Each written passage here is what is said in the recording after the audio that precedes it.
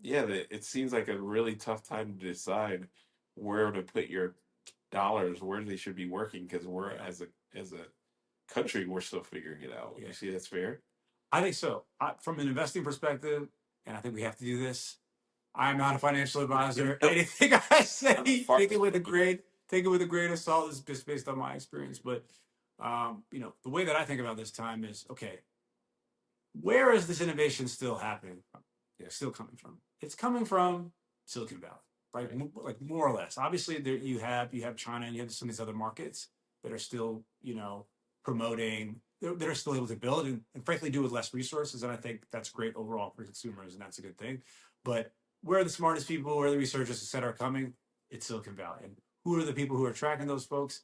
It's these tech companies that the ones that we can all name, the Microsofts and Amazons and Alphabets, et cetera. And so I think that the value in terms of companies still accrues to these Yeah, companies. I don't think that they have as nearly as large employee bases. I think they'll continue to culling rounds of layoffs, et cetera. But I think that's where the smartest minds will be going to kind of develop cutting edge technology. People will be making a lot more. There'll be fewer of them, but that's where they're still coming. So if I'm investing in individual stocks, that's probably still where I'm looking. yeah, So it's that the Silicon Valley cutting edge type of companies. It's S&P 500, which even though it's like kind of crazy right now, if you look back over the course of time, it's like the smartest place. If you do kind of believe that the U.S. will still exist, dollar cost average into the S&P 500, and then I think, and again, I'm late 30s, but starting. So I think I could still be more aggressive with plays. But if you aren't, and you want a bit more of a balanced mix during this period, you got CDs, you got bonds.